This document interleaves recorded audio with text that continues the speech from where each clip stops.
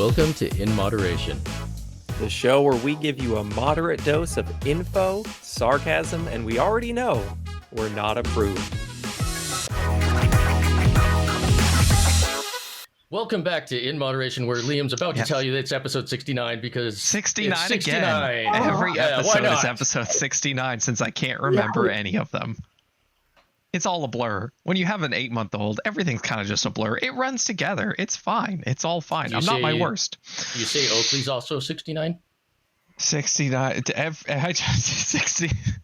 I just say everything is 69. It makes life easier. Whatever makes life easier, I'm all in for.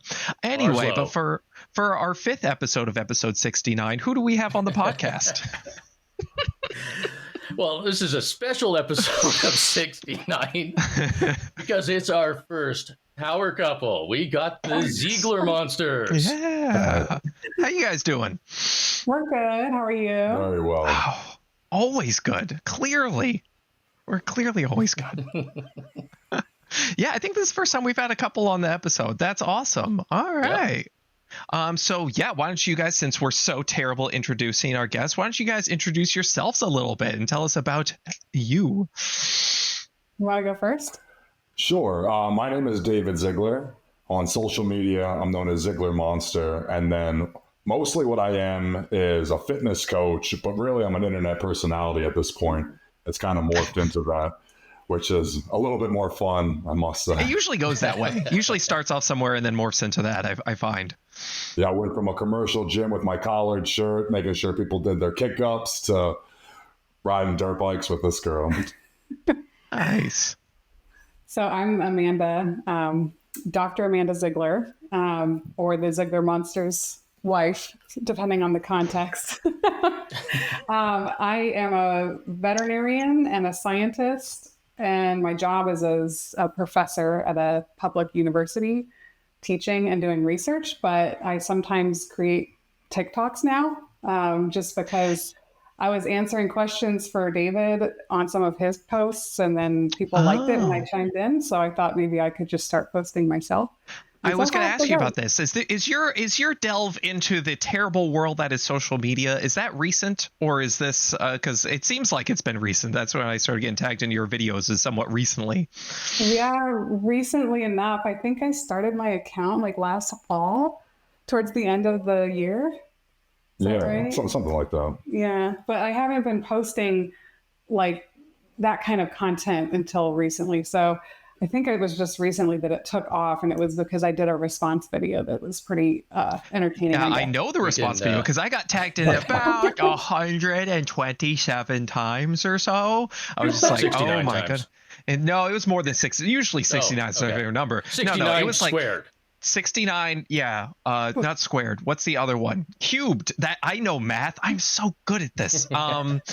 So yeah, that was on the that was on the Fairlife. I remembered that. Right? That's the original video. Yeah. It was one of the Bobby people, I think, right? The ones yes, the Bobby people. So Bobby Parish is Flav City, and then he has somebody who he manages his whole thing, and they've been bringing on other people. Other just the worst people they can find. They basically just scoop them off the street and then just kind of push them towards grocery stores and film them. So yes, there was one of them. We can tell that she's new to this because her eyes haven't glazed over with your pain of listening to these things over and over again. He wasn't even on my For You page. It was on David's For You page, and he showed it to me. And I was like, that's ridiculous. I can respond to all of those points quickly. So I did. Well, yeah, because what they don't put into their videos is thought. And so if you're able to put a little bit of that into a response, it's not that hard because most of his video is just like, where's the protein coming from? I'm just like, oh boy. We got to start from ground zero, don't we? This is I'm bad. an educator, so that's how I approached it. I was just like, hey, that's a great question. Let me explain. So yeah, what is your take on Fairlife? You're totally against it and you hate it? So we've been talking about Fairlife for a long time because there's pictures of our fridge filled to the brim with it since years and years ago. Nice. What? Are you wearing my beanie? Yeah. Oh my God. Maybe. Yeah. It took them a while, but they got there. We get there. That's awesome. Thank you for wearing that. Yeah, you look fantastic, man. Very stylish. Yeah. We're like built by Fairlife, so like we just want the macros on it, and the lower sugar is awesome. So I know. I was just drinking one. It's not in here. Who knows where it is? My life again is a mess. But yeah, Fairlife is like by far the best tasting, because I don't know if we've talked about this before, where basically it's ultra filtered milk instead of just like water with protein powder, which is like what most, like pure proteins and all those things are just kind of like water and then whatever cheap protein powder which, listen, if you're a gym bro, like, you just slam those, doesn't matter. But if you're someone whose taste hasn't been ruined by years of being a gym bro, you generally want something that tastes a little bit better. I think Fairlife is for me the best tasting one. it's like the milkiest milk. Like, if you like milk, you'll really like You Fairlife. should contact Fairlife and tell them you got a new slogan for them. It's the milkiest milk. The I would milkiest love to have milk. a Fairlife sponsorship. Yeah, we've been joking that we should definitely do that for years. Nice. Not a joke, actually. Oh, But, oops. Oh, Pippin, don't knock that over. But something really important came up there, because you guys call these beanies. What's up with that? I saw What do the what do you call it? Toboggan? Toques. toques. I've never heard They're that. toques. I've never I in like my it. entire life heard those letters put together to make that word. I think officially it's a knit cap, but that's really lame. Beanie cap. is like a Northeastern term, I think, a Northeastern American. I've always heard it beanie. Yeah, I've heard beanie too. I've just always heard recently beanie. Toboggan. Up here Just in recently. Canada, we call these toques. Toques, eh? Toques. I really like that. All right, yeah, I'm gonna put that in the description. There you go. Toque. But people will have no idea what you're talking about unless Some will. Your Canadian sales will go through the roof. Yeah, some people are gonna know. Unfortunately, in Canada, it's $99.95. I mean, just because everything there costs far Plus too much. $50 shipping. $9. 69. Yeah, what the shipping. But yeah, so I saw you kind of like recently got into these, and then there was another though the egg one was just great, where a woman was saying don't eat eggs because they are used as a vessel to like study disease or something like that. It was amazing. It was. If we eliminated everything that was ever used for research, there would be nothing left. Yeah, so That was some wild logic. Yeah, because we're always coming up with new ways to not eat something, right? There's always like a new thing. So I feel like you got to be like original with it. You can't just do the same old seed oil, sugar. That's boring by now, right? Like, you need a new thing. So I feel like it was used to study disease. That's not bad. Like, I feel like we could do better, but we'll figure I it out. think it shows how great it is because it's a nutritionally balanced superfood. It feeds everything. It depends on how you phrase it. Yeah. It depends. Yeah, and then for David, I remember I got tagged in your video. You had the was the protein ramen. I remember that. So yeah, the cardboard ramen. It was something. what's it? Oh God, was it Emmy? I want to say it was like Emmy or something like that. God bless him for sending it out. Thank you so much, but Yeah.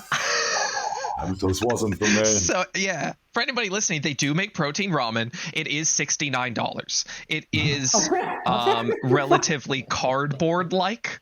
It's like, listen, I love fiber. I'm always talking about how important fiber is. It's got like 48 grams of fiber per noodle or something insane. That's all amazing. I love that. I love that it has protein. What I don't love is the flavor that I get in my mouth after I have tasted it, because and also the texture, more the texture than anything. It's also vegan, so I think there's a vegan anyway. Probably. Yeah, so I saw you try. I was like, oh, I'm gonna try that. And I was like, oh, I have the same reaction of sadness. Let me down immediately. Like the very first bite, I was like, no, I missed. No. Yeah, you can tell it's mostly That's fiber. Why is it like that? Like, why is most protein alternatives so bad? I think there's just this ratio, right, where you want to add fiber to it as well, but we take the fiber out of foods to make things taste good, and that's where those like what are the feel good system, so they're like the whole like MLM like pyramid scheme shit, where they basically sell you fiber packets for way more than $69. Let me tell you that shit's expensive as fuck. But their whole thing is like they've been taking fiber out of the food to make us sick, so we're putting fiber back in our packets. And it's exactly. It's guar gum. It's guar gum and like xanthan gum and like locust bean gum, and it's super cheap. But so fiber gets taken out to make things kind of taste better, So now these protein companies, they're trying to add protein and fiber, and that is a tough line to walk. Just have regular delicious cereal with protein as well. Why do we have the fat? Why just leave the sugar, leave the fat, leave it the way it is? But also no, because sugar causes every cancer and it's poison. That's why. That's a great sound, my! man. This is the stuff I get tagged in.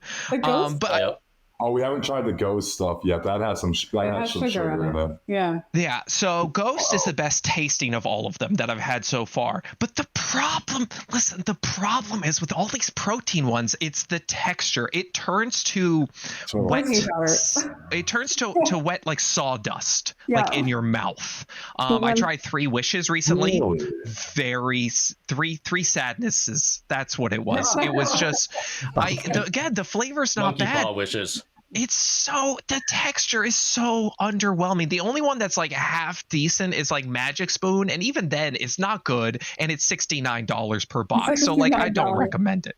It's so it is like actually $70 per like 4 boxes or 5 boxes or something. It's so insane. It's the only one that's like half decent. Even then, it's still not good. You're much better off getting a fucking decent cereal and just adding like protein powder or something to your milk, or use fucking Fairlife. Fairlife has the chocolate milks, right?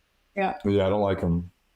You don't like the chocolate milk? So I love Fairlife. I think that everyone loves the chocolate milk. For me, it's a little too thick. Yeah. So I like to get the regular. Yeah, so it has a weird thickness to it to me. So I like to get the. They do. They teamed up with the Feel Great system. They added all their gums, their locust bean gums and stuff. So I just like to get the regular Fairlife milk, and then I just add Hershey's chocolate and shake. It's the regular Hershey's chocolate, or are you a Zero's Hershey's chocolate person? No, the regular. Yeah. Regular. I have tried the cereal. It tastes like a chemical factory, whatever that is. It's really. It's rough. They make a light Hershey cereal that's like half the calories. That's not bad. If you're looking, that's not bad. You need some sugar. When you start getting like 0 calorie territory, you start getting more into the gym bros that are just like, I don't care about flavor, macros, that sort of shit, which is fine. But for the discerning people with taste buds, I'd recommend. Just add regular Fairlife or whatever to your milk and like, okay, there, high protein cereal. Boom. That's I added some berries. There's some fiber instead of like all this other protein cereal that's like expensive and like sawdusty. Not a fan. I just had the Magic Spoon yesterday, and I actually only poured like a third of a cup in the bowl because I knew I wasn't probably going to like it. But I did finish the third cup. I didn't throw it away. And I usually eat protein things. So I agree. Magic Spoons are sampling your cereals in moderation. I like it. I just know myself. That's not, honestly, for most protein things, I didn't throw it away is a good benchmark because that's what I did to 3 Wishes. I just threw it away. So if you haven't tossed it, chucked it in the bin, I feel like that's pretty good for a protein thing. What are some other like protein things you two like will sign off on? Do you have anything that you're like, okay, that one's actually not bad besides Fairlife, obviously? What are your promo codes for those? And what I like Quest chips a lot. I will eat a stack of Quest chips. Yeah. Those are good. Yeah. Okay, best flavor. What's your favorite flavor? Chili lime. There it is. Chili lime is good. I like loaded taco. I'm a loaded taco fan. Okay. That one, she told me it wasn't good, so I didn't try it. But now, didn't like loaded taco. Loaded taco and the sweet and spicy, whatever that one is. That's like the purple Ritos. You know purple Ritos, right? Purple Doritos. That's my jam. Yeah, that's my jam. Yeah. Purple Ritos are really good. And Quest version, the sweet spicy whatever is the Quest protein version of the purple Ritos. And it's pretty good. I would recommend that. Okay. Oh, their Cheez-It crackers are good too. They're knockoff I Reese's. have had their Cheez-It crackers. Those are actually not bad. They're munchy, boo. They're good. Yeah, the texture's not too bad. They almost got it like a Cheez-It.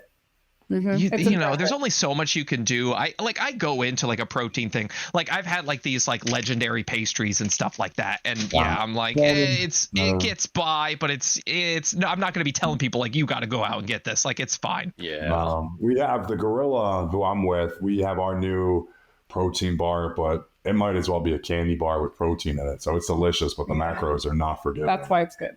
Yeah, they're so good. We were talking about this last week with former Fat Guy Fitness. Like sometimes you just have to accept. You just have to say, okay, I just want like a candy bar. Maybe I'll get a bit of protein in it, and just like go for flavor. That's what it is. I do. I just eat the protein and then I have the candy bar, like a real candy bar. Exactly. Yeah. And that's totally fine. That's the balance you got to find. I'm 100% with you. Yeah. But okay. And then David, I know I've seen from your videos that like I get tagged and stuff. Like it's more like the supplement stuff. I get tagged a lot of the supplement stuff, like I feel like that's the stuff that kind of like, gets a wider audience because everyone's looking for an easy way to improve their health as opposed to actually doing anything significant. So what would you say, like, I kind of want to get into like, what would you say is worth the money? Let me put it that way. How the things that can replace food interchangeably. So the only things that are really going to be worth any amount of money, especially if you're on a budget, is protein powder. That might as well be a dehydrated chicken breast. Of course, it's made from milk and all that jazz. Do you consider even a supplement? I feel like calling protein powder a supplement is kind of odd to me. Am I crazy here? Because it's not, if we're going to look at the word supplement to replace instead of, then I guess it fits perfectly. But a lot of people hear the word supplement and they think of it as everybody's in white coats in the lab mixing chemicals together that are going poof. Things are exploding, gas. So some dehydrated milk isn't really something I'm concerned about. I mean, according to Eddie Abu, that's exactly what protein powders are. Right? Some chemical concoction in the lab. He's got some. So that one is dehydrated milk, essentially. Awesome. I think that's fantastic. I dehydrate beef. It's beef jerky. Same thing. Super cool. I've seen people do that. Besides that, like creatine. So creatine is something we use for real. But, if you're eating a lot of fish and a lot of beef, you're going to get creatine in there. But you're probably not going to get the amount that you're looking for if you're training. But it is an argument for why I think it is useful. Because, again, it's just replacing something that your body uses like all the time. Right. And then the other one, if we're going to talk about blood flow, would be citrulline. And the reason I say citrulline. We talked about that recently on the podcast. Yeah, go ahead. Absolutely. Right. I think actually I know what you're talking about. So with citrulline, it's hard to get through natural sources. You can get it through watermelon, but you'd be eating pounds and pounds and pounds of watermelon every day where you can put it in your supplement and shake. Every time I bring up watermelon and like eat, like I did like a watermelon, like what would happen to your body if you eat watermelon every day? For some reason, why do those videos always blow up on like social media? Like if you did this every day, this is what happened to your body. And it's always like millions. It doesn't matter. That's not the point of this podcast. The point is whenever I do one of those, people are like, I would shit my brains out if I eat that much watermelon. Does that do that to people? Like I've never eaten a bunch of watermelon and then just shit my brains out. Probably the fiber. Most people don't get enough fiber, and so as soon as you do, is it just the fiber? Eat a whole watermelon, then you're going to get way more fiber than you're used to, and that's what's going to cause that. Is that all it is? It's just the fiber? Probably. Huh. Most people, their bathroom habits are not. I mean, good. I completely agree because it's always like whenever I bring up anything. Say beans, anything I bring up with fiber, people are like, it would destroy me. I'm like, that's not a good sign. Like, I feel like, yes, I could say, okay, this greens powder is going to save you and here's my promo code. But instead, I would just recommend, upping your fiber like a little bit every day. Like, if watermelon has you on the toilet for hours, I really feel like you should look into that a little bit more. If you remember nothing else from this podcast, that's what I'd like you to remember is what is going on. Yeah, so that's the other thing I'll probably say is easy and that and maybe like vitamin D and magnesium. I've seen you talk about magnesium before. So like you give me a little like, top down on like the magnesium thing that I remember I've seen some videos from you doing that. Well, just a quick answer. It just seems that most gym rats are deficient in those two. Most, like 99% of the guys who show me their blood work are deficient in magnesium and vitamin D.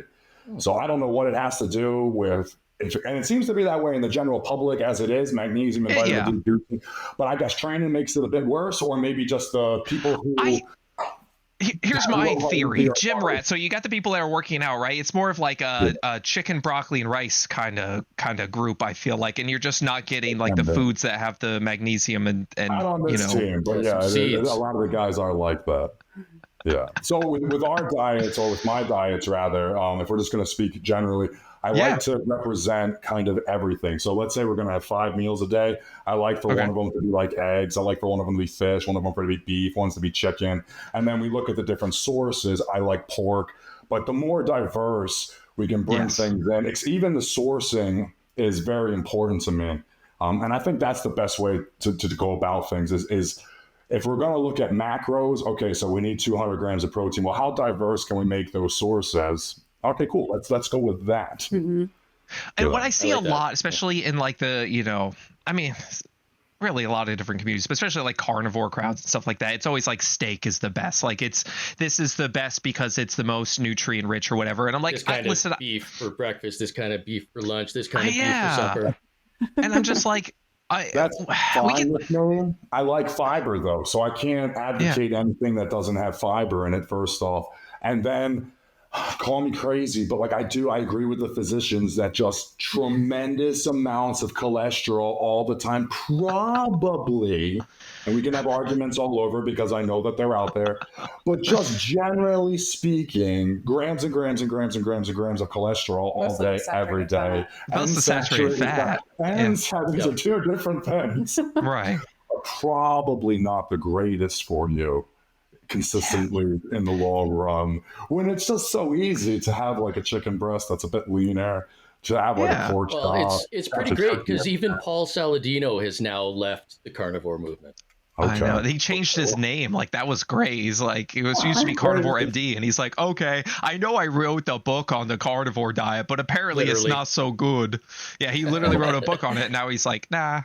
Wow, I didn't realize that. That's crazy. He changed it to Paul Saladino now. Now there's no more Carnivore MD.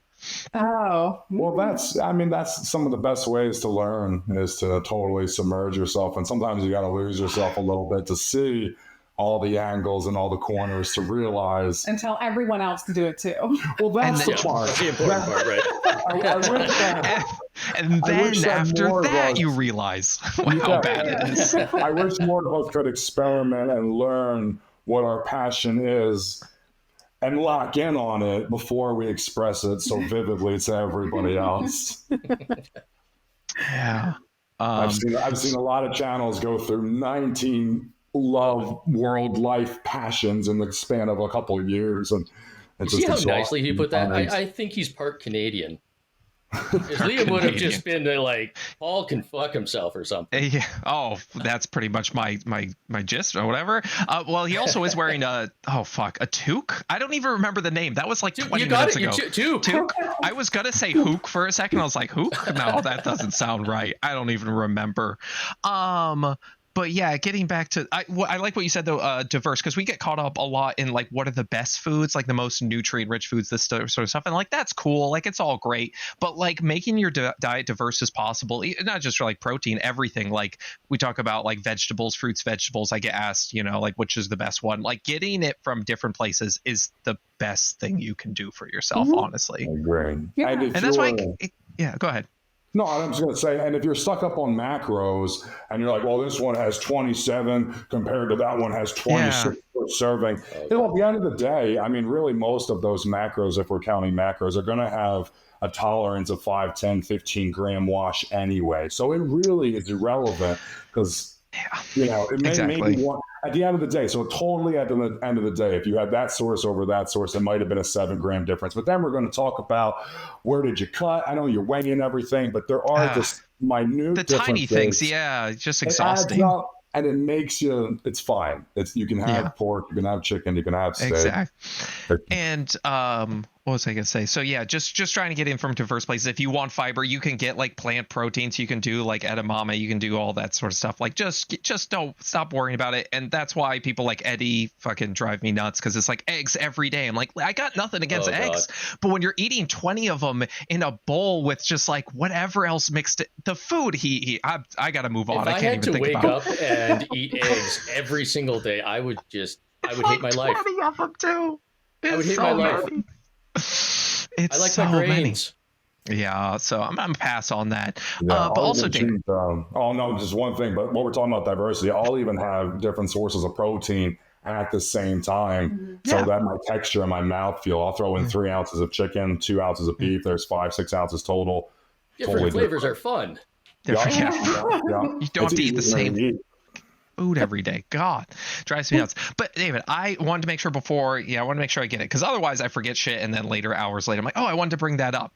I saw a recent video that you did because James was talking about it, which I really liked. You were like, listen, I think you correct me if I'm wrong here, but your gist was kind of like, I like being big. It's awesome. I love growing muscle, but also that doesn't make me like better than anyone else. Like, I love that video. You could go over or talk about that for a second. Would be awesome. Well, sure. So training is such a temporary thing. So we have fitness for life, of course, but bodybuilding and building muscles is kind of like a perfect storm of time, finances, hormones. Like everything has to be perfect. And then you twist your ankle, you fall down the stairs, you get sick, it's all gone. And then too, just time. That's what I mean. You can't do it forever. No one is slamming basketballs at 60 like they were at 20, no matter what. It's just the way of life. So if you want to have big muscles and all that jazz, like it's like a t-shirt, it's like when you go to the store and you're looking at red, yellow, purple, green. All right, well, cool. I'm looking at like, big arms and a chest would be pretty cool to rock and roll for as long as maybe I can. And it's something that like as time goes on, like I can morph my exterior, but that's all it is really just an exterior presentation of what I've been doing in a room somewhere. And the fact that I decided to do that means nothing and equates to nothing in the real world when we're talking about like social parameters of like who's worth what and who can offer what to society. Like, like if your hobby is working out, sure, I have a lot to offer because it's my hobby too. But, it's if you're into bowling, it's the same thing. Being a professional bowler is super awesome to other bowlers. So that's my thing with bodybuilding is guys get into it and they get this egotistical Superman mentality when really they're in the most fragile state ever. Do you think that's because the people who are more drawn to bodybuilding already have that sort of mentality, or do you think it's the bodybuilding itself that causes that? Well, I wonder, because bodybuilding really seems to be split into 2 different types of people. It's the one who falls into it, and it's the kids who were grown up and they had abs and they had little shoulder caps and they were in sports and they were well in sports, and then they just fell into bodybuilding because they had the genetic potential. And those guys seem to, more times than not, have a lot of worth attached to that visual presentation and that visual themselves. And I don't know if that translates over to insecurity and they feel like they have to defend themselves or whatnot. I'm not sure. But you see, the mental aspect mostly come from those athlete types of guys who get into bodybuilding. Then you have the other side where the guys are morbidly obese or rather obese or picked on, and they get into shape normally by coming down in body fat. And those guys are the nicest dudes in the entire world. The people who are hanging out with. And they're stable and rock solid. So I think that when guys get that attitude, I think it's insecurity. I think that's what it is. It's so much is built up on them having pecs or abs since the beginning of their existence for the most part that they almost feel like they're unidentifiable by anything else. So they try to put themselves in a different category that will almost allow them to have more worth because they deep down know there is no worth attached to it. But if they can somehow disassociate and put themselves over here and build that wall by saying, well, you're ugly and fat and I have abs. Oh, cool. Now you're in a room that I can't get into. And for some reason that makes you worth something, or you're going to get presents that I don't get. I don't know what they think, but that's what I think. It's just some type of coping mechanism. because as an influencer, I feel like it's kind of already pushed on you that you have to be perfect. Like that's just kind of it happens. That happens a lot. And so especially when you're like you're known for your physique, like I feel like you kind of have to really double down on that. And that is why I make sure people understand my life is as much of a mess as possible. We talk about setting the bar low on this podcast a lot. I do that as much as humanly possible so people don't expect anything from me. How you guys doing, by the way? Pretty good. Doing all right. But yeah, I love that answer. I would also like to ask you to like what goals do you guys have for like short term like versus long term as far as like, just exercise, health in general, both of you. Like I'm just kind of curious what you guys what are your overall goals as far as short term and long term? As far as fitness goes, I feel for me, it's just been like part of my life. It's just a lifestyle. And it happened kind of by accident that I got like fit. And it's just because of what I You just walked into a gym accidentally one day and you're like, oh, snap. All right, I guess I'll just start here. I've got buff now, yep. Like I just live among this all the time. And so it's just part of like my environment. And I've been with them for 17 and a half years. So it's just something that I've like personally just incorporated into my lifestyle. And when I say by accident, I just mean like it's something I learned by almost osmosis, just from being around somebody who does it for a living. Right. Imagine building muscle by osmosis. That'd be amazing. Osmosis. No, we should sell that. Anyway, go ahead. But I'm also Osmosis super muscle. active. Like I've been active since I was a kid, and I still am. And like I do lots of like hobby sports, and that keeps me moving. And that's a huge part of it for me. My goals are just to continue moving forever. So like, and to be capable. So my physique the aesthetic of it isn't really important to me so much as the function. I just want to be able to like ride my horse and ride dirt bikes until I'm like way old. Like if I could be, I just saw this woman race her thoroughbred racehorse at a like benefit event for fun, who was 80 years old and her horse was 25. So they call it the Century Club, and she like got an award because between her and her horse, they were over 100 years. I love that. I want to be her when I grow up. That's what I want to do. That's my goal, long term. Need some Dave Asprey goals. Go up to 180, still ride your horse at 180. Gosh. Yeah, I want to look like I'm 80 when I'm 40. Anyway, go ahead. It's just, that guy's a piece of work. I don't want to get it. I'm too happy to get into the weeds on that. Anyway, what about you, David? What are your goals? I want to turn pro in the IFBB. I've tried 4 times before, so this will be my 5th attempt this year. I'm kind of over it, but at the same time, I'm not, because I don't have any worth attached to it other than the personal and the business side. Like I just think it would be awesome. I've been competing for so long, but I love the way I look all the time. So I challenge or I struggle all the time with what it takes to get there. Because I'm like, well, I don't, if I'm an extra 20 pounds, it could hurt my health. I don't really care, but I need to look like that if I want to win this trophy.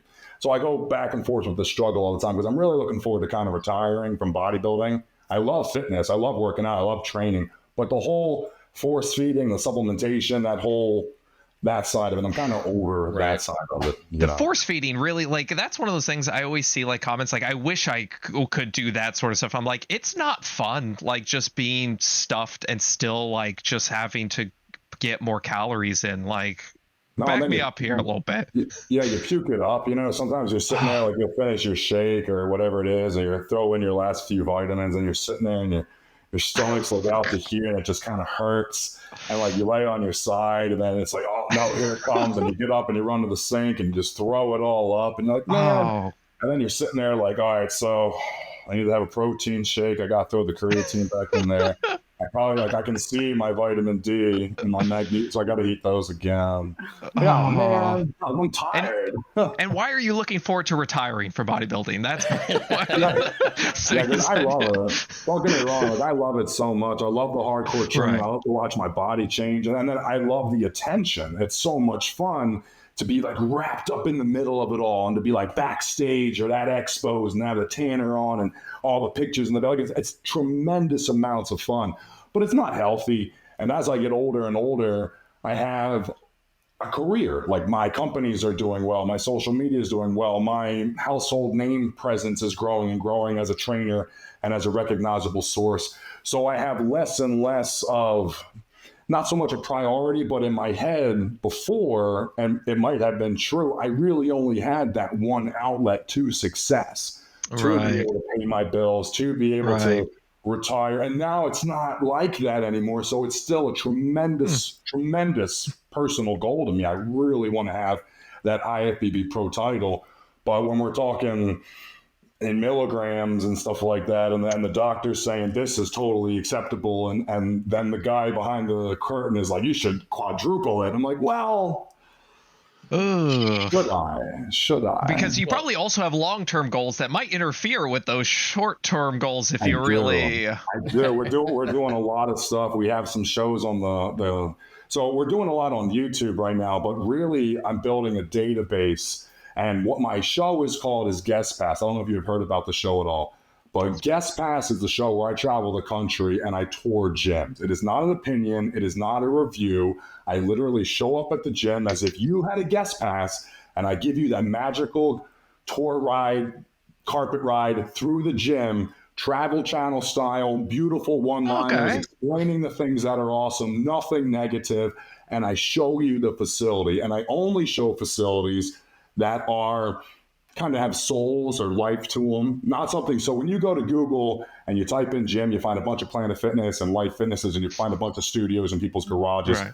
But that city probably has 6 gyms that are family owned, single owned, artwork, beautiful, beautiful facilities. So I'm building this database, and I'm trying to get every state and at least all the major cities. So when people are traveling or they're bored or they're curious, they can go to Guest Pass and have the database to search, so they can say, okay, I'm going to go to Tennessee, click on Tennessee, and there'll be 5 cities that I visited. Well, I'm going to go to Nashville. There's Nashville. And I click on Nashville. There's 5 gyms that they care about, that they want to see, and they can watch the 5, 10, 15-minute episode and totally absorb what that gym is, what they offer, how much it costs, what the hours are. And I try to explain the vibe and the feel and everything about it. And that's what I'm trying to put together. And this is going to be like a 3, 4, 5-year project, I assume. Yeah, I love the. I'm kind of curious for both of you. Like, what do you look for in a gym? You were kind of talking about how you like a gym that has soul and that sort of thing. But like for both of you, what do you enjoy in a gym? Like you go into a gym, you see something, you're like, yeah, this is the place. Equipment for me. Yeah. That's normally my number one. Is I have to be able to train the way I want to. I think it's the same for me. Yeah, it's got to have the right kind of equipment. Well, then you would hate to come here. For a lot of reasons, not just the gym. But go ahead. We're coming to Canada. Because we're coming to Japan the end of this year. We filmed about 35, 40 gyms so far. We've been to Los Angeles, Long Beach, St. George. We've been to Salt Lake City. We've been to Nashville, all over North Carolina. And we have a lot more lined up as it is. But then at the end of the year, I'm going to be competing in Tokyo, so we're bringing the film crew to Tokyo, and we're going to film episodes of Guest Pass out there as well. And then hopefully I can have the international Guest Pass, which I assume will mostly be just for entertainment, because I won't have the thorough experience on. But the United States, that database, I think is going to be a tremendous help for guys, and it's something that we have needed and we have seen a need for over the years. We'll all come to Columbus, Ohio to train. Well, not to train, we'll come for the Arnold Classic. I have never been. I have lived here for years, and I have yet to go. Is that where you're in Columbus, Ohio? Columbus, Ohio. That's where I live right now. You'll have to go. You have a gym called the Pro Gym there. That is an old bank. Have you been in it? Okay. It's an old bank. I've heard of that one. I haven't been. Part of the locker room is the vaults, and you walk through the door, and you can see all the pins. That's really interesting. It's cool. And that's what I haven't been to that one. Those types of gyms. Because most of them are, no offense to the gym owners, most of them are bad at advertising. Most of them might not have the biggest budgets, but those are the gyms that we want to be in. Mm-hmm. And when you look online, sometimes you find their Instagram and you get a picture of a close-up of somebody doing an incline bench. And you're like, well, that doesn't help me at all. Like, exactly, yeah. And they're like, the dumbbells are pretty good. And you're like, pretty good goes a lot of different directions depending on who's saying it. So this show, Guest Pass is like, we're getting such good feedback on it. And the way you're able to just absorb the gym in that 5-10 minutes it's a lot of fun too. Yeah. So I mean, yeah. So just equipment, a variety in like the equipment, or just like specific things you're looking for as No, far we as the try gym to goes. show every single thing that the gym has to offer. No, So he's asking like if what our preferences are for a Yeah, gym, for right? your like Oh, preferences. we Yeah, yeah. switched back around. So Yeah. Yeah. I'm just so excited about this show. I'm very proud. I was Oh thinking, yeah, for me, absolutely. By all means. it's for me, it's the leg equipment because it's always lacking. Like it seems like that's the one thing that gyms don't have a wide variety of, and I like to have variety for leg day. So Okay, that's so usually just what like I'm it's a Sounds squat like the rack, and you're like, owners. yeah. Yeah. Owners don't like leg day. I agree with that 100%. 100%. Yeah, I can do a lot of upper body with dumbbells and barbells. With legs, I need certain sleds and certain hack squats and pendulum squats. I love that stuff. Bro, Yeah, it's kind of nice in terms of leg day to have a lot of variety because, just doing squats over and over again kind of gets... It's boring. Yeah. I love fucking hack squats. If you don't know what a hack squat is, look it up. It's awesome, and I love it. But like, no, it seems so few gyms have one. Why is that? Am I crazy? What the? You've been to a lot of gyms. What's going on? No, you're right. Leg equipment is not a priority. When we've been traveling all over the country checking out these gyms, and Salt Lake City is one of the best locations I've seen for gym equipment ever. So I don't know what it is. So It's the like Mormons are getting jacked over there, or what's going on with that? Jack. We Is went that to part of the one place- religion? I don't Well, understand why. Ironically, one of the best places we visited was a place called Hell's Gate. Yeah, and that was a good That's one. Yeah, in and Salt Lake City. in Salt Lake City, Hell's I Gate. love that so much. All That's over the amazing. wall was like angels and demons like battling, and it was really cool. But they had two buildings, 2 whole buildings. yeah, separate from each other, but within walking distance, about 100 yards apart in this industrial complex. One was just leg day. Yeah. Wow. One Over whole building. 200 The pieces. whole building. Over 200 pieces. When we talk about hack squats, they had a dozen of them, different manufacturers. One from Better Bodies, one from Body Masters, one from Hammer Strength, So amazing. side bags. It was That's really, great. really Salt Lake, cool. who knew? Yeah, Salt Lake I was would've- great. Would have Jeff. been low down on my list Well, of I'm in guesses. Vegas too, and then once they started, I thought that Vegas was going to have the best gyms, some of the best gyms. That's where I'm local to for the most part. So we did Vegas first because we could drive around and test how we were going to film everything, how he wanted to edit it. Like we just did all that. And then we went to the first city to test how that would go. And then once we got the rhythm down, now we have like 35, 40 gyms Okay. filmed. What's the worst city you've been to? What city can you shit on and just say that the this worst? is where I would never go. Anyone who lives there should move. Well, St. George, Utah is very, I don't know the word, pretentious, Pretentious? maybe? Oh, good. They didn't like us. They did not like us. They did not. They were like, I don't want to be on camera. I better not be in your shot. And we were like, we don't want you in the shot. We don't want you on camera. Like, we wish the gym was empty. We're in here. We have permission from everybody. Like, don't get us wrong. But like, they would go out of their way. So like, my guy would be like filming a piece of equipment all close up, and they would come up behind him and tap him on the shoulder and be like, I don't want to be in your movie. And he's like, I didn't know the auditions were happening. That's interesting. Okay. St. But George. the gyms were great. Gyms were good. It was just that the people were a little Locals were crazy. moody. Yeah, at least the ones that we ran into. Los Angeles was beautiful, great places, totally accepting. North Carolina, very, very accepting, beautiful. I would say Vegas. Vegas is the worst city for the gyms as far as like diversity of good equipment. I mean, who's going You to have to Vegas pull a to work slot out? machine in order to Yeah. pick your dumbbell. There's What's that? Pull a slot machine lever to pick your dumbbell. Oh, well, Vegas is the bodybuilding capital of the country. So you would assume that they would have some of the best gyms in the country. And they used to have really good ones, and they have decent ones. But now that I've been doing this show, I'm just surprised that, like, So many hidden gems. yeah, Yeah. Marty McFly in the middle of nowhere has a beautiful facility that took him 15 years to build, and it's the best thing I've ever seen in my life, and he has 300 members. And I'm just like, wow. Yeah, I love it. Go. That's We went to- awesome, man. Yeah, we went to one 45 minutes south of Nashville called the Mecca of the South. Self-proclaimed, I assume, but he wrote it on the walls and everything, and people have caught on. But it totally worth worth the title. Absolutely. When you go into that gym, it is gorgeous. It is huge. It has a vibe, a feel. It has a soul to it. And then you go in the back, and it used to be an old ice skating rink. The entire thing, it's over 50,000. So you have to work out on ice? That sounds really difficult. Well, Still, I'm assuming they kept the ice. I'm assuming. But in the back of this thing is an entire another gym. I'm telling you, like an entire another gym once you go through a set of doors, and the music's blasted, there's chalk everywhere, there's hand-picked equipment, just the craziest thing I've seen. It's going to be a lovely episode. It sounds like you got to different countries as well. You said, so you're going to like Japan soon, or you did? Yeah, we will. Okay. So we're going to start at the end of this year. We'll be in Japan for 16 days. We'll have 2 full weeks of shooting and hanging out. I'm going to be competing, trying to turn pro for the 5th time, see how it goes. Okay. Right. Well, I've got good news for you. You have goals. Because now that you've been on In Moderation, you are definitely going to get it. That was the ticket all along. Yep. All you need to do is come on here. Have you worked out in gyms in other countries? Because what I'm kind of curious is, I'm kind of curious, like what gyms in like other countries are like. Is it different? Or is it like different than here? Like I'm very curious. Well, you have to tell me.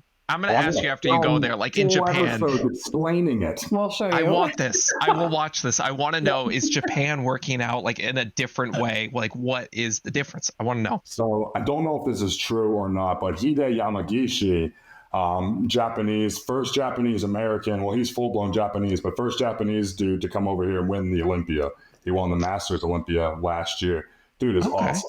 So he has a gym here in Vegas called Iris Kyle's and Hide Yamagishi's Powerhouse.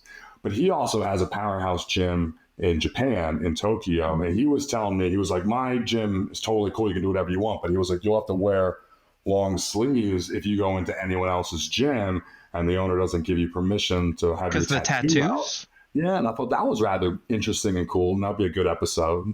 Because I've heard this, about the tattoos. I've heard this about tattoos. Like I mean, I've got like a shoulder one, but like I've heard that like it's still kind of like the tattoos over there are kind of like more how we saw tattoos in like, I don't know, the 40s or some shit. I don't know, where it's like kind of like, you know, you're a ruffian, you're a ne'er-do-well, you're a no good doer. I'm hoping that like, being like 250 and American, I'll just get away with like the movie star pass, and they'll just be like, "You're supposed to look like that. You're not a." The Rock. The Rock. Like that. I'm clearly a tourist. Would you like a picture? Oh, that's great. I've heard that the culture is dramatically different, especially for moving there. People have been telling me that if I was going to live there full time, I might have a very hard transition, but apparently just traveling as tourist on my forehead, I'm supposed to, they said I should get along just fine. Give us a little grace. Yeah, just have some grace.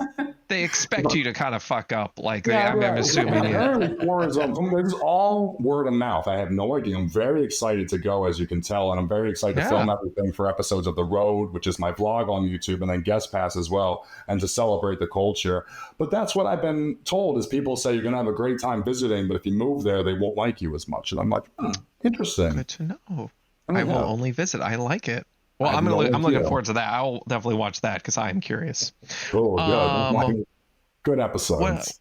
What else you got, Rob? Oh, I did want to ask because, like, David, I know you kind of like work with people, right? Like, you kind of train them and stuff like that. Amanda, do you do that sort of stuff as well, or do you just work it out on your own and doing your own thing? I just work out on my own and do my own thing. He's the one that's really good at coaching. My day job is research. So since I just have a full-time job teaching students and doing research, I don't have time to also coach people, but I do sometimes help out a little bit if I have some scientific information that I can impart to help with anything. Especially when different things hit the scene, different fads or ideas. Yeah. Amanda will absorb, diagnose, dang near call the dude who did the study and ask the questions. Well, then before we move on to that, what's your favorite field of research? What's your favorite part about it? Like, I mean, what do you enjoy? What gets you excited? So my research, I have my own lab, and I have students and staff that run my lab and do research. My specialty is using like using animal disease as a model for human disease because I'm a veterinarian. Oh, interesting. So I'm a translational and comparative gastroenterologist for research, not like a clinical gastroenterologist. So I study GI function, injury, and repair. You like looking at animals as a model Right. for humans. And so I work with a lot of MDs, physicians, to help them with their research questions in humans as well. We're located next to two really major medical schools, so I have a lot of collaborators at those schools. And what gets me excited, I guess, is my own research, which is funded by the NIH, our federal government, to do research on injury and repair in the intestine after ischemic injury, which is loss of blood flow. And specifically in younger patients across all species, animals and humans, if you're younger, you have much worse ability to recover from ischemic injury or loss of blood flow in your gut. Wait, really? Wait, you say that again. If you're younger, you have worse. It's worse outcomes. So like if you're a little tiny baby, then you have a really hard time recovering from ischemic injury, which is loss of blood flow. But if you get a little bit older, just a little bit older, not a lot at all, like just weaned age, then you can, and you're very proficient at repairing and surviving. So I'm studying the difference between those two age groups and trying to understand what's changing, and in order to try to help those younger patients recover better. So that's what gets me excited. It's cool, right? That's very interesting. Do you know Dr. Tommy Martin? I don't think so. Can you give me more context? He posts a lot about his kid Oliver. Oliver? He does post, yeah. He does post a lot about Oliver. But he also posts about how doing marathons can cause you to poop your pants, which it can. Rob only wants to talk about pooping pants. I mean, it's become not in moderation. It's become how can we not poop our pants, or how can we poop our pants? That's pretty much. I talk about 69ing a lot, and he talks about So pooping you know your what's pants. really Go ahead. I don't know what you're going to ask me, but I can explain why that happens. It has a lot to do with my research. Well, that's what I was about to get into. Is he went into how that can actually lead to ischemia.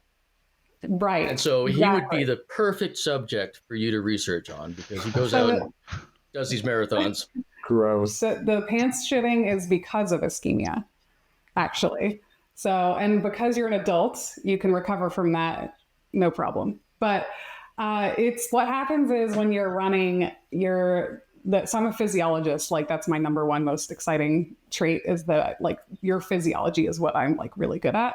So when you're running, all of the blood flow is being redirected to your muscles mostly and your lungs, so that you can breathe and get oxygen to your muscles. And so that's the priority. And if you keep running to the point where it's like basically pathologic, meaning it's causing disease at this point, because people really aren't designed to be running for 26 miles. Yeah. So once you get to that point and you push yourself past that point, you're actually going to divert so much blood flow away from your organs, including your gut, that you're going to start creating loss of blood flow in parts of your gut. And when you take out blood flow away from your gut, what happens is the epithelial cells, which are like skin cells that line the inside of your intestine, are very vulnerable to injury from that, because they need a lot of oxygen. And so once they get injured, the barrier that they form gets looser and you get leaky gut. Like lots of people like to say that. It's the leaky gut. Yeah. People oversimplify it, but we're not going to get into it. But you get leaky gut from the loss of blood supply in a very like short period of time. Like it can happen very quickly. And then you're basically going to leak fluid and draw fluid into your gut. And that makes everything very soupy. And then you can't hold it. And then you poop your pants. So is it best just to like eat a bunch of soup beforehand because it's already kind of soupy? And like, what are the best things to poop out when you have these bouts of uncontrolled diarrhea while running? Because it all sounds amazing. I don't think there's much you can do like nutritionally to prevent this. Like it's really just like don't push your body to that point if you can help it. And this goes to show you that too much of anything is bad. Too many eggs, too much running. Yeah. Too much of anything is a problem. So you're right, Rob. It's because of ischemia that you poop your pants in that case. I'm glad we clarified that. I'm very do other animals, could they get this? Like, would a deer shit itself if it just kept running? Like, what's going on? Like, Yeah. it's just, I hate all of this. And actually, like I study pigs a lot, and so I know a lot about pigs because they're a great model for humans. And pigs. I've heard this before. Why is this? What's going on with the pigs? As far as the GI tract, pigs are like really similar to us diet wise. Like they can eat all the same stuff we do. Okay, they're omnivores, right? Yeah. And so that's the main reason, because their GI tract is super similar to our GI tract. So it's a really great model. They're also very similar in size. So it's easier for us to like model things with, studying pigs, because it's comparable from like a pig size to a human size versus I've like heard that. mouse. Yeah. Right. Yeah. I've heard that like protein digestibility scores are based off of like pig study, like they used pig intestines instead of humans to test this. Is that true? They do that? To some degree. Like there's ways to do it in people too, but it's a lot of animal models are used. Yep. Interesting. Yeah. Pigs. But I was going to say what was I going to say? The pigs. Why are pigs? I got derailed because I got excited. You were saying like you study a lot of pigs. I remember you were just saying like because they get heat stress. So basically, pigs are really susceptible to heat stress. So they tend to get hot easily if the environment is hot, and they divert blood flow to their skin to get heat out of their body. It helps heat dissipate. And if it goes on long enough, they can have the same thing as the marathon runners. And so it's actually. But we just kind of expect pigs to just shit everywhere anyway. So it's just like, I'm assuming that's why they do all those mud baths and stuff, and you just see them roll around trying to cool off. I don't know if that helps. Exactly, you're right. Yeah, that's why they do that. It helps them cool off. Yeah. See, up here in Canada, I can't understand the concept of getting so hot that you shit yourself. Oh gosh. I'll pretty much do anything if I get hot. Like I prefer the cold. I'm originally from Albany, New York. I moved to Columbus, and I prefer the cold. Fucking hot. There's a reason 911 calls go up during the summer. We get hot, we get pissed off, we do shit. Like I think that's the trend. But anyway, we're up here. We're just happy we stopped building igloos every time we go to the bathroom. What? Yes, exactly. Right. Igloos. Anyway, but yeah, I wanted to get back because David, I was going to ask you originally, like, because since you train people a lot, and this is something I like to ask people who like train others that come on the podcast, because they always have, I feel like, pretty good answers to this, is what do you see that's kind of like common among the people that are successful that you like train? Like, what are some commonality things that they all do that you're like, wow, everyone who is successful in what they want, they all kind of do this, or these are some things that are, they push back very little. I will give people programs sometimes, and I will not even hear from them as if they got it. I won't, and then they show up 4 months later and they're down 48 pounds. They're like, great plan. And I'm like, I would have changed stuff, but I would have gone. So it's the people who are always coming back and they're like, what about this? What about this? This is, I don't like, I can't, blah, blah, blah, blah. Is that because you think they're getting a little too much into the weeds, getting too nitpicky about things and like worried about stuff, or what do you think? I think it's a combination of that. Like, so we can say, yes, we can justify and say that they're trying to be nitpicky about the details and get everything right, or they're trying to have it also. But really, I think it just kind of reverts back to they're looking for ways that they can prolong and slow things down and have reasons why. Where when I give some people, I give them the reins and they're just like, okay, all right, well, yeah. And well, you know what? I ran out of chicken, so I used turkey. I thought that'd be okay because on the back, the protein was the same. I'm like, it was perfect. It was absolutely perfect. Absolutely perfect. I love that. I'm sorry. I was like, I called you at midnight. You are awake, I think. Wow. So there just is a divide where, some people I can give them instruction. I can tell them what's up. And it's not just that they're go-getters and all that stuff. I guess they just really want it, and it's a walk in a certain direction, so no matter what they just keep trudging in that direction, where the other people, no matter what, there's a stick or a rock in the way and they stop and they turn around and they raise their hand and they're like, well, there's a stick, and I'm like, well, you need to step over it. And they're like, okay, I will. And then they step over it and then they keep going, And then I come back the next day and they only went like 3 more feet. And I'm like, whoa, why didn't you go further? There's a I'm like, rock. Well, obviously there's a rock. Yeah, I saw a rock. And I wanted to ask you about it. I'm like, that's fine. I'll answer the part about the rock. I'll help you. I mean, I'll hold your hand, but I'll probably fill in like 6 hours a day though, because I got some other stuff I got to do. So I do see that, where it seems that the more successful people, almost in anything, as long as they have a blueprint to follow, they'll stumble back and forth and knock off of stuff, but they just keep going in one direction. Kind of just go with the flow a little bit, just like you just got to kind of just go for it. Like, it's all fine. Realize like you don't have to get caught up in stuff. I like that a lot. And like just conducive to receiving advice, because I think a lot of people just need, like, you guys know Jeff Nippard? Have you seen like Jeff Nippard? Well, yeah, so he's one of like the big on YouTube, you know, fitness guys. I like Jeff, for what I've seen, Jeff Nippard. But I liked, he did a video recently where he went around the gym to like IFBB pros, like big dudes, and he was just like, hey, I'm asking IFBB pros or whatever if they're willing to listen to advice from me who's smaller than you.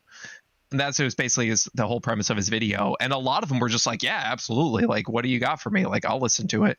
And I feel like that's just, again, like this, you know, you're just willing to accept advice and just roll with it instead of like, again, pushing back and be like, what about this and this and that, you know? So I like that a lot. Yeah. It's the same for my students. Same kind of thing. Just if they trust the process, don't push back. Don't stop when they see a stick. Yep. So no matter what it is, if you're working out, if you're in school, whatever it is, just kind of go with, like, you know, just work with it. You don't need to worry about every little thing. I like that a lot. That's good. Yeah, I'm expecting you guys to come up with "Don't stop when you see a stick" merch. Don't stop when you see a stick is a good one. And those people, they come back, you know, like they'll come in on Sunday and check in and they'll have their notes. I'm like, so how did everything go? And they're like, well, I saw a stick. So I went around it to the left. I hope that was okay. Should I have gone to the right? I could have gone over it. Should I have dug beneath it? For next time, and that's what it will be. It'll be like, well, for next time, how was I supposed to handle that? Because this is what I did. And I'm like, oh, you did a fantastic job. Yeah, you could have done this. You know, you could even move it out of the way for the guy behind you, but you don't have to be crazy. Yeah, so that's what. And then it's fine too. I don't mind holding a client's hand either. Like, I don't think that's a negative thing. I love teaching, but when we're just going to talk about black and white success and speed of progress, those who are going no matter what, and they'll sort out the details sometimes later. They normally figure it out. Yeah. Just fucking like be like Nike or whatever. Just do it and like just do it. Fine. Oh, you had to do something slightly different. Whatever, it's fine. I don't. And to be honest, like, fitness isn't exactly like, okay, we got, when we're training, intensity. When we're eating, no Sour Pouch Kids. You know what I mean? We're doing cardio. Just try to do it. Just trying to, the amount of questions I get of just like, oh, should I be weighing my food cooked or uncooked? And I'm just like, is that really like what's going to make the huge difference between, you know, the goals you want to achieve? Like, I don't know. It just seems like worry about such little things. Or just pick. If you don't have answers, if you don't have access to the answer, just pick one. Yeah, just pick which. That's you going around the stick. Picking one is you going around the stick. You just picked a direction. You just went away. And then when you have the opportunity and you have the source in front of you that you trust, you ask. And if they change it, you say, well, that's fine. But the thing is, this entire time you've been portioning out your food. You've been protein conscious. Like, win. So now you're going to go from 8 ounces of wet to 7 ounces or 6 ounces of dry. It doesn't matter. Like, it doesn't matter. Already. You've been winning already. Oh, you're already there.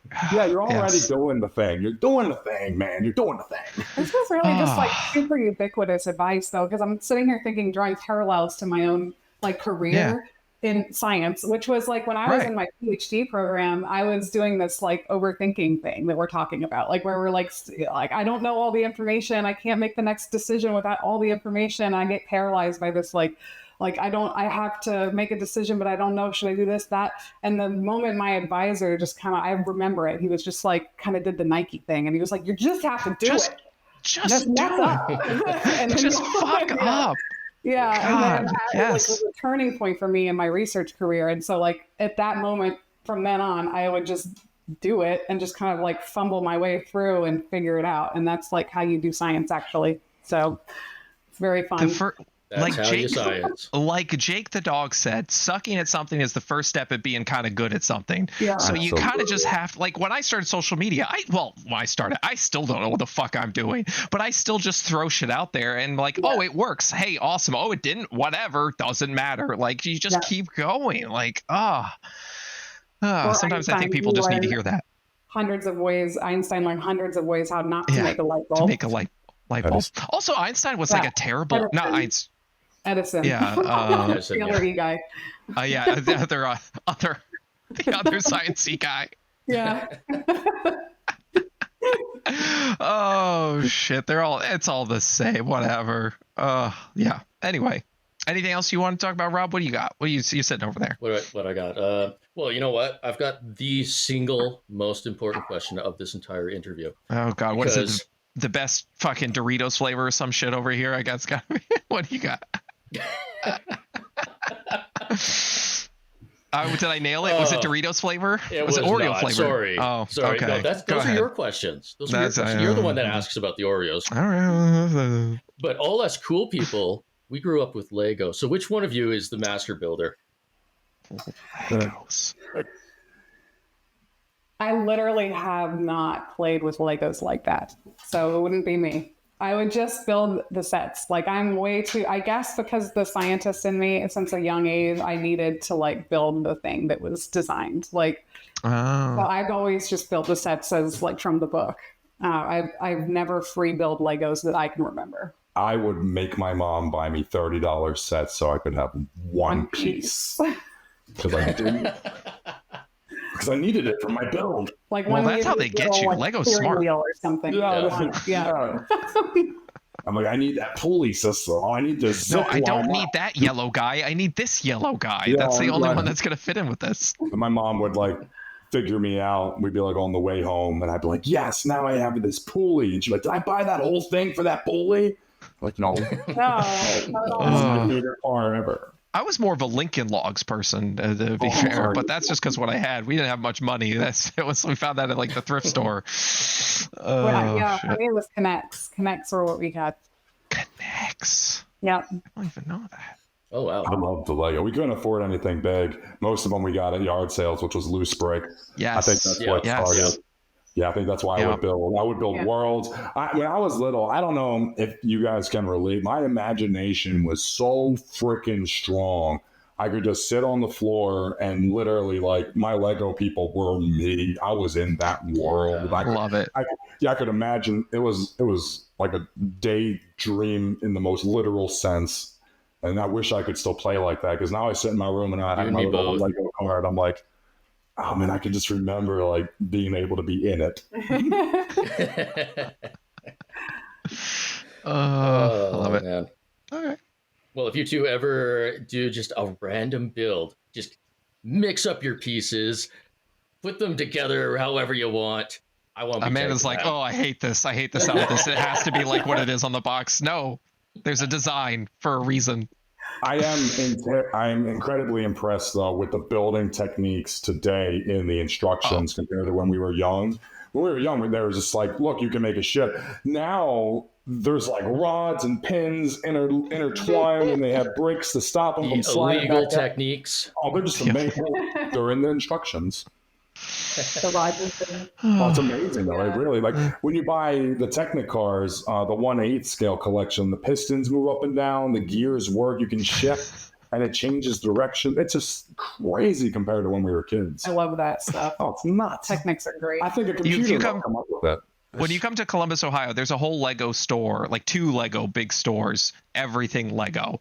And they have like giant like giraffes made out of Legos and everything like that. Yeah, let's do it. Because I'm going to come up there absolutely for Guest Pass. We're pretty booked for 2024.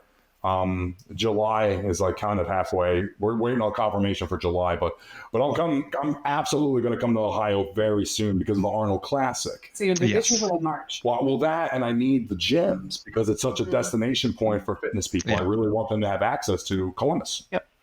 Yeah, well, you have to come work out with me. I work 614 barbell. That's what I work out. That's, our area code, basically. So Yeah, we'll come up. I'll bring the video guy. You can be in my vlog, The Road. Fuck yeah. We'll get a workout together. It'll be tons of fun. I've had a bunch of guests already. One of them was Amanda.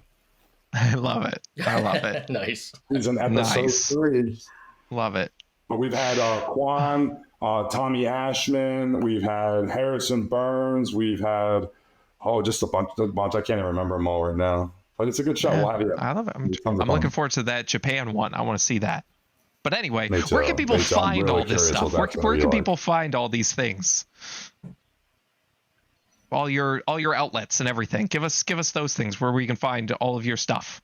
Oh, Ziegler Monster is my handle for absolutely everything, from ZieglerMonster.com to Ziegler Monster on Instagram, Facebook, Twitter, Snapchat, TikTok. Spell it out. Wait, so spell it out too. Z-I-E. It's always I before E, especially after the Z. After Z.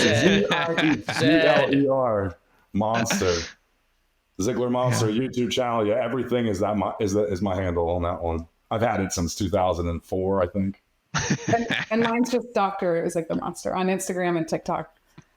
My little pages. Because you had to one up them. I got it. But on YouTube, you guys was it guest pass? I started with Mrs., but I was like, that's not correct. Right. I like Doctor. Yeah, I feel like you got to show him up a little bit. I like the Doctor. And then get you Americans and your Z though. Z. Like you call the band ZZ Top or something like ZZ Top. What are you talking about? No, it's ZZ Top. Oh, get the fuck out of here with this nonsense.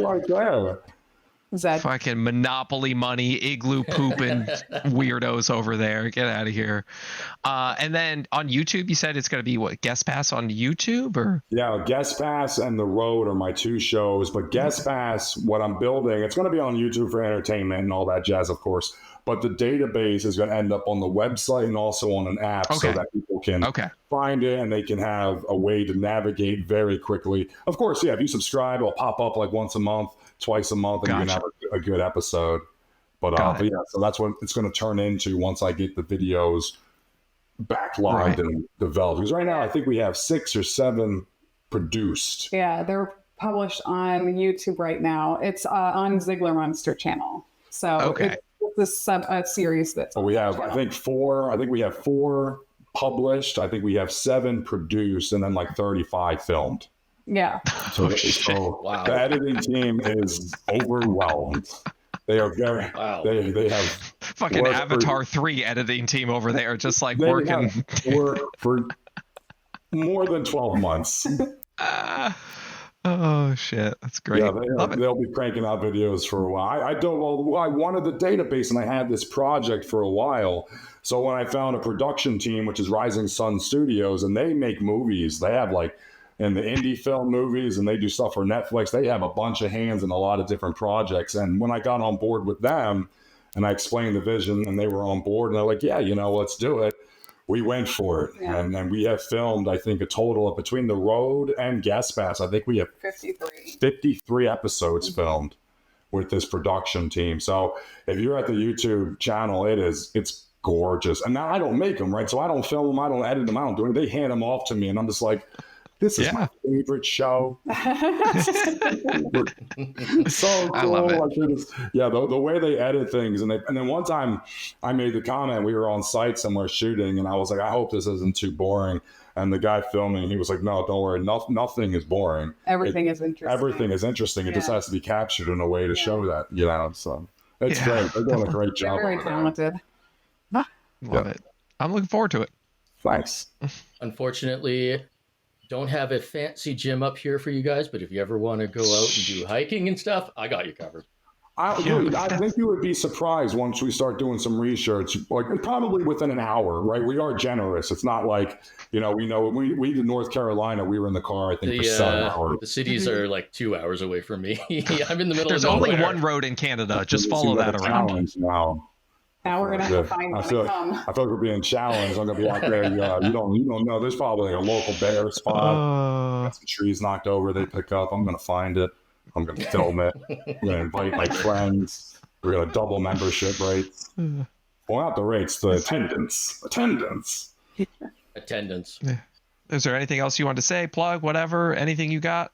No, I'm pretty happy. We got Canada and Columbus, so I'm going to have to put something together for the future and make sure I get out there. Yeah, Definitely. We're gonna find a gym and show you, Rob. I will. I'll find. Like I said, like even if it's within like an hour or so, I'll find one. I imagine there's probably something in Calgary. Always, Which is that's the what I mean. closest. That's what the idea of the show is. That's what the show is. There's always something. It's hard to find them, so this is going to make it easy for people to find it. And then they're going to be knocking on your door for autographs. Because like, I was in town training at the Wilderness Hot Spot Gym. You knew you were close by from that episode of Guest Pass. If there isn't one, I'm gonna make one now. Yeah, you should make your own. I mean, Columbus already has a ton of gyms. Like Columbus is nice. Like when I first heard like a job offered me a position here, and I was like, "Fucking Ohio, get the fuck out of here. This ain't shit over there." And then I actually came to Columbus. I was like, "This is actually pretty sweet. Like it's nice." You have West Barbell Club. It was owned by a guy named Louis Simmons, one of the greatest powerlifting facilities in the world, arguably. Rest in peace, Louis Simmons. But yeah. Yeah, I think I know that one. I at least know that one. But there's a few around here. It's nice. You also have every diet soda ever. Yes, Code Red Zero. Code Red Zero. It's so good. Only like a few places in the country have it. Totally worth just living here just for that. Just for the diet potentials. Hey, wasn't that a great time? Listen to the podcast. I'm assuming you were just listening to In Moderation. So if you go ahead and hit the 5-star button, is that a thing? The like button? That's a thing. No. Yep. The like button 5 on stars. YouTube. If you're on YouTube, hit the like button. Not the dislike button. That's a bad button. The Bad like button. Bad Don't button. touch. Hit Don't touch hit it. all the other buttons. The share. You can go check out all those things. Subscribe. Go check out our Patreon. Yeah. We do have a Patreon. It's free to join if you want, or you could give us some money. That'd be really cool, like $1 or $2. It doesn't matter. Whatever you have. That's where you'll find all the news for this. We're super appreciative. You can find all sorts of other stuff there. We do giveaways, I think, sometimes, Sometimes. all that good stuff. Yeah, absolutely. So, peace.